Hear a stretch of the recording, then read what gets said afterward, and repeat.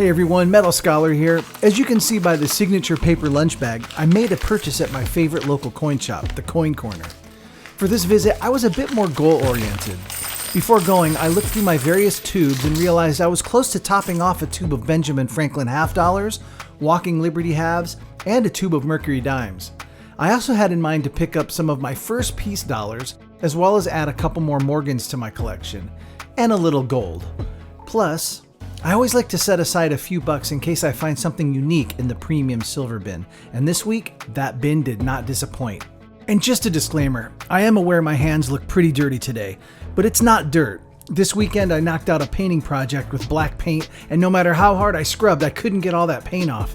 So if that's distracting for you, my apologies ahead of time. And now, if you don't mind a little grime, let's get into it.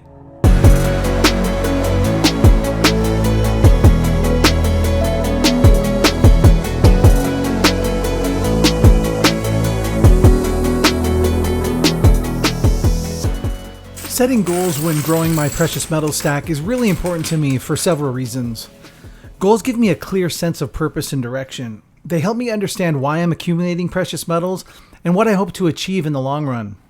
Since I view precious metals stacking as a long-term investment strategy, setting goals allows me to plan my finances accordingly, ensuring that I allocate the right amount of resources. Goals provide a benchmark for measuring my progress. I've never been very disciplined about saving, but I enjoy tracking how close I am to achieving my stacking goals, which continues to motivate me and help me stay disciplined. Once I start a tube, it automatically becomes a goal I want to see through to the end. Maybe I have an obsessive-compulsive disorder, because seeing an unfinished tube is akin to me seeing a picture on the wall that's slightly off kilter. I feel compelled to go straighten it.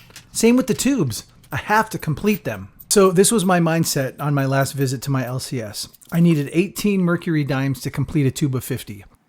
So what's so special about Mercuries? Well, there are several reasons, but here are 4 reasons why I think they're a great metal to have. First, the silver content. Minted from 1916 to 1945, they contain 90% silver. Each dime contains approximately 72 thousandths troy ounces of silver. So I buy these because they're a great little store of value and a hedge against inflation. Second, they're highly recognizable, which makes them highly desirable to collectors. And third, they're highly liquid. In a SHTF scenario, their recognizability can make them easier to buy, sell, or trade compared to other less common silver coins and rounds. And fourth, it's fractional silver. Mercury Dimes are convenient in barter situations, particularly for making smaller purchases in a hypothetical economic crisis. Once I complete a tube, it's very satisfying. It's like checking an item off a to-do list, and there's nothing quite like it. Lately, I've been commemorating the moment by using a labeler. It's really helped in the organization department as well. The one I use is called the Dymo Lettre tag. It works with labels up to 1/2 inches wide and lets you choose from 5 font sizes and 7 print styles. It sticks on the tube easily, and it really helps you keep track of what you've got. I stack Benjamin Franklin half dollars and Walking Liberty half dollars for several reasons. First and foremost, it's for their silver content. They both contain 90% silver. Each coin contains about 36 hundredths troy ounces of silver. The Walking Liberty design is special because it's widely regarded as one of the most beautiful and iconic coin designs in American history. The obverse features Lady Liberty striding confidently, draped in an American flag, and holding branches of oak and laurel, symbolizing strength and peace. The Walking Liberty design was introduced during World War I and continued through World War II, making it closely associated with these pivotal moments in history. I only needed 5 more, so that completes a tube. Next on my list are the Benjamin Franklin half dollars. Minted from 1948 to 1963, the design of the Ben Franklin half dollar is well known and features a portrait of Ben Franklin on the obverse and the Liberty Bell on the reverse. The design is also iconic and easily recognizable. They too have a historical significance. Benjamin Franklin is one of America's founding fathers and a prominent historical figure. Being a history major and a huge fan of Benjamin Franklin, his inclusion on a U.S. coin adds a level of historical significance that makes these coins especially enjoyable for me. I only needed 6 of these to complete this tube, so boom, there it is. Next, I wanted to add a couple more Morgan silver dollars to my stack. I already had 3, so I picked up 2 more, which gives me a total of 5. Like the other constitutional coins, I especially like Morgans for their silver content. Morgan silver dollars were minted from 1878 to 1904 and again in 1921. They contain 90% silver and contain approximately 77 hundredths troy ounces of silver, making them one of the largest and heaviest silver coins in U.S. history. It was the first standard silver dollar minted since the passage of the Coinage Act of 1873, a year which ended the free coining of silver and the production of the previous design, the seated Liberty dollar. Some people are surprised to learn that the Morgan silver dollar doesn't even weigh an ounce. Its physical weight is approximately 0.859 troy ounces. Next, I felt like it was odd that I didn't own any peace dollars, so I asked my coin shop dealer to help me pick out some of the best circulated pieces he had on hand. We picked out 5 in all.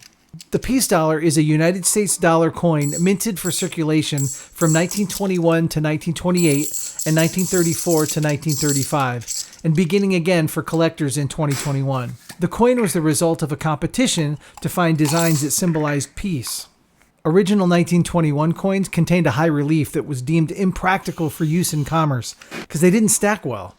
The U.S. Mint in 1922 adjusted the design to be more shallow and continued with that design throughout the rest of the coin's production. Generic buffalo rounds are produced by virtually every private mint in the country.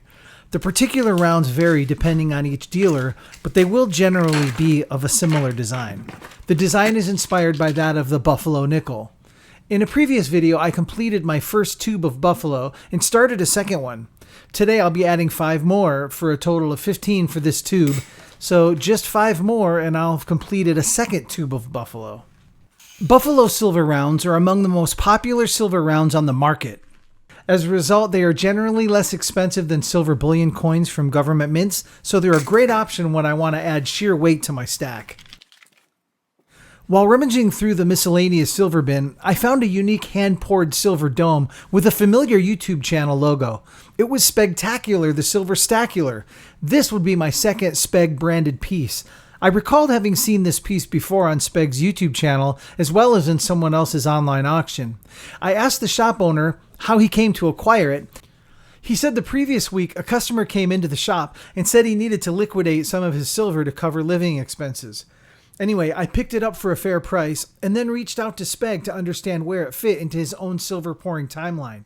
Speg emailed me back and said, anything without a date on the piece is from my first year of pouring. My logo is a star, so sometimes I add extra stars. I'd say the fact that you found a first year piece is pretty awesome. Congratulations. I don't have a mintage, but 20 or less is likely. Last but not least, I picked up a little gold. One of my goals is to own 1 ounce of gold for every 100 ounces of silver.